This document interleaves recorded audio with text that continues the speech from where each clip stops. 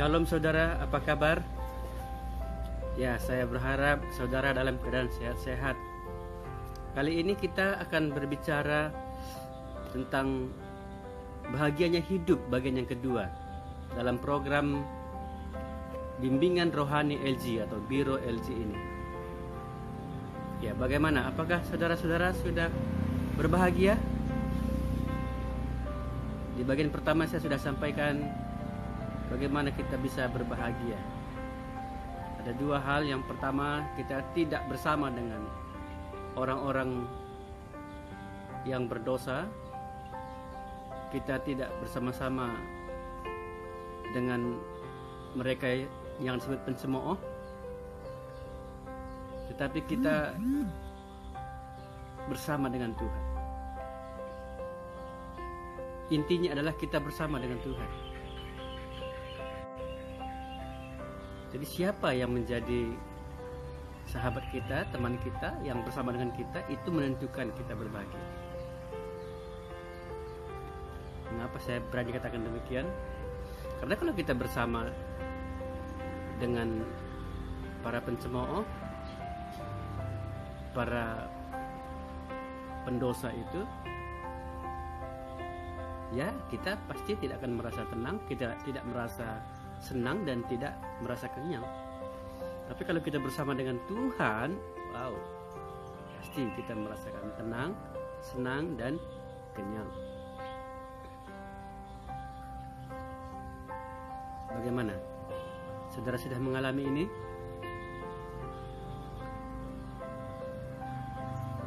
Coba saudara senyum dulu, saudara coba untuk melihat sejenak ke depan, ke atas, ke samping.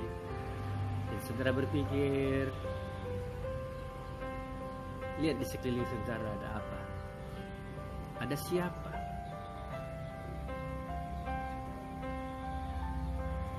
Suasana hati kita sedikit banyak itu ditentukan oleh sekitar kita.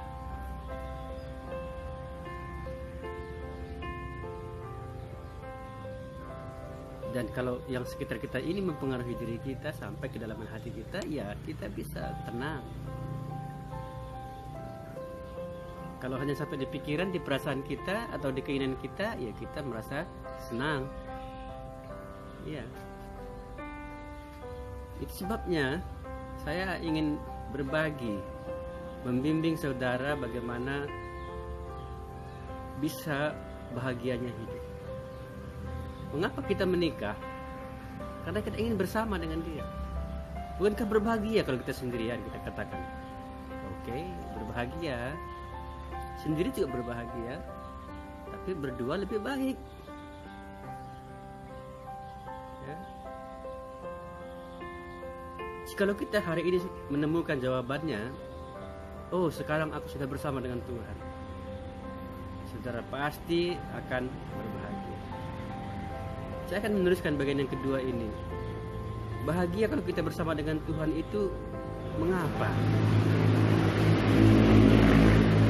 Mengapa kalau kita bersama dengan Tuhan itu berbahagia? Ya, coba tanya diri saudara dulu ya sebelum saya bahas. Kalau saudara bersama pasangan saudara itu berbahagia enggak? Kalau berbahagia, mengapa berbahagia?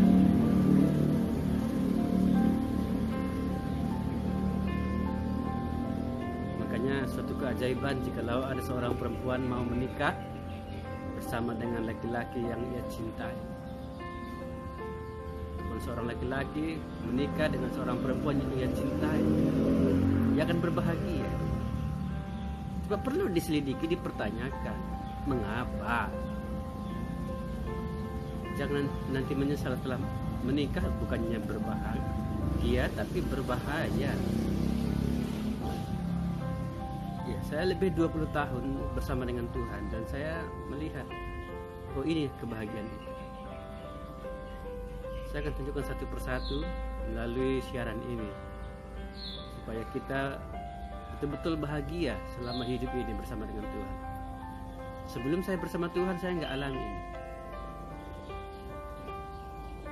Sebelum saya menerima Tuhan Yesus itu, saya belum pernah merasakan sebahagia ini.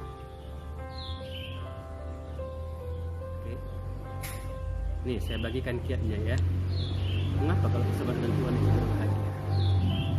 Saya berbagi dari Mazmur 32.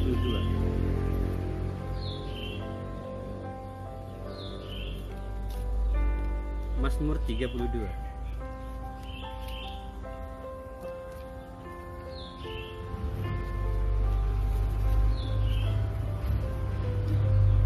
Ayat 1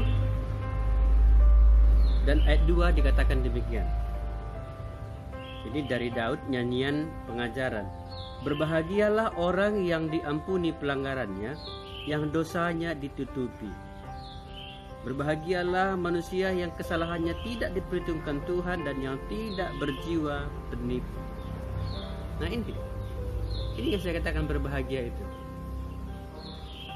Kalau kita bersama dengan Tuhan, satu hal yang paling besar yang membuat kita berbahagia ialah ketika dosa kita diampuni. Ketika kesalahan kita tidak diperhitungkan Tuhan.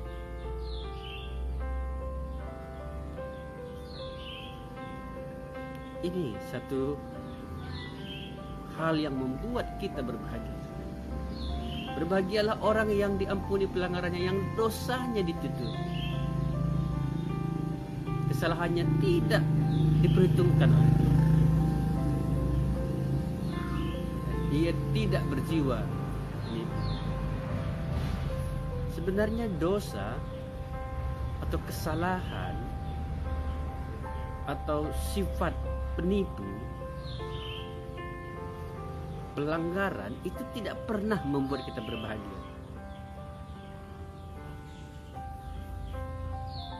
Ya. Jadi jangan bangga sebagai seorang penipu. Jangan bangga kalau berbuat dosa. Jangan berbangga kalau berbuat kesalahan. Malulah. Harusnya kita merasa sedih kalau kita berbuat kesalahan. Kalau kita melanggar peraturan, harusnya kita tidak berani lagi kelihatan.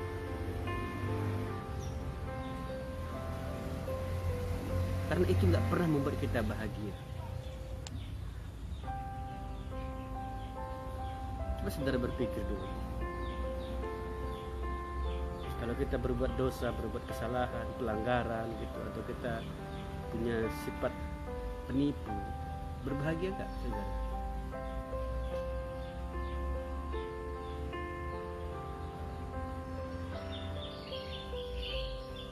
Tapi mau nggak mau kita semuanya ada di situ. Kita selalu berbuat kesalahan, kita selalu buat pelanggaran, kita selalu berbuat dosa. Kita seringkali menipu. Makanya disebut jiwa penipu. Kalau sekali aja menipu mungkin tidak jadi masalah. Ini seringkali menipu. Banyak perkara-perkara kita tipu. Perkara uang, perkara waktu, perkara pekerjaan, perkara rumah tangga. Kalau lebih dari sekali dilakukan, namanya sudah berjiwa penipu. Sering dilakukan itu berarti penipu. Jadi kalau itu yang kita lakukan, bagaimana mungkin kita berbahagia? Pernah nggak satu hari saudara berkata benar? Tidak pernah sekalipun menipu. Pernah? Coba. Bagaimana rasanya?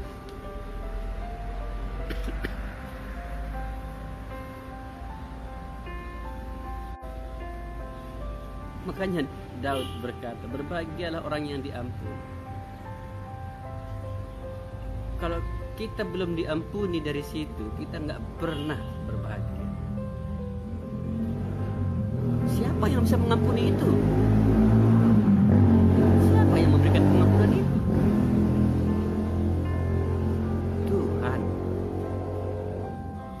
Tuhan adalah Maha Pengampun. Allah di dalam Yesus Kristus mengampuni kita. Tuhan Yesus Kristus mengampuni kita. Ingat perkataan Yesus di kayu salib yang begitu indah luar biasa. Ya Bapa, ampunilah mereka, sebab mereka tidak tahu apa yang mereka perbuat. Ya Bapa, ampunilah mereka, sebab mereka tidak tahu apa yang mereka perbuat. Jikalau dosa, pelanggaran, kesalahan, penipuan belum diampuni, saudara-saudara belum berbahagia. Nyanyi 1000 bahasa, lagu pujian yang merdu sekali dinyanyikan, atau doa yang panjang dinaikkan, atau pelayanan gerejawi dilakukan, atau mungkin persembahan juga diberikan, saudara belum akan berbahagia itu. Selama dosa ini di dalam hati, menusuk-nusuk dalam jiwa, selama pelanggaran yang kita lakukan dalam kehidupan kita, selama kesalahan ini membekas di dalam batin kita, selama karakter kita masih jiwa penipu, itu tidak akan pernah berbahagia.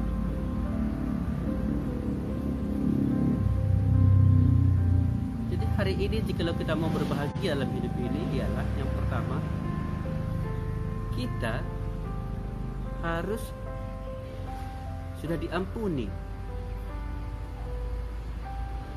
Kita harus sudah dilepaskan. Kita sudah dibebaskan dari semua itu.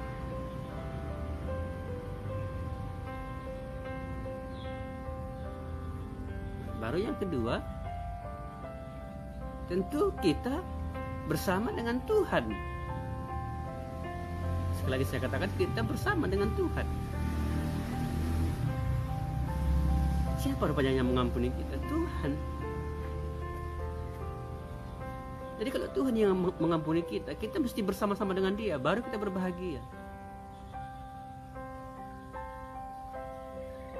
Seperti yang kemarin, yang pertama saya katakan, kita bersama-sama dengan Tuhan. Kesukaannya ialah Taurat Tuhan. Sekali lagi, kesukaannya ialah Taurat Tuhan. Dan yang merenungkan Taurat itu siang dan malam, artinya dia bersama-sama dengan Tuhan. Maka dia suka perkataannya, dia suka perbuatannya. Jadi kalau kita sudah diampuni Tuhan hari ini, ya kita bersama-sama dengan Tuhan. Itu yang berbahagia. Daud adalah seorang yang bersama-sama dengan Tuhan. Dia dikenal oleh Tuhan. Dia anak Tuhan, hamba Tuhan. Bahkan ada yang mengatakan dia nabi, oke saja. Dia mengatakan, berbahagialah orang yang diampuni Tuhan. Selama aku berdiam diri, tulang-tulangku menjadi lesu. Tapi aku mengaku kepada Tuhan. Akhirnya Tuhan mengampuni. Jadi mau berbahagia dalam hidup ini, ya ampuni, lepas dari dosa, dari pelanggaran, dari kesalahan itu, dari sifat penipu. Siapa yang bisa melepaskannya, mengampuninya? Ya hanya Tuhan saja, Tuhan Yesus Kristus. Allah yang sesungguhnya itu. Baru setelah itu kita bersama-sama dengan Tuhan, maka kita akan berbahagia. Saudara mau berbahagia, inilah saya kasih kuncinya ya. Di bagian yang kedua, bagaimana bahagianya hidup ini.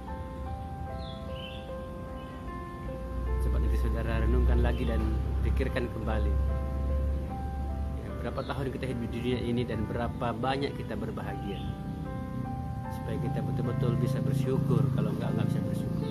Oke, saya kira ini saja yang bisa saya bagikan. Silahkan kalau diberkati, bagikan kepada orang lain, dan ya kita bertemu kembali minggu depan. Bahagianya hidup bagian yang ketiga. Terima kasih. Tuhan Yesus memberkati. Shalom.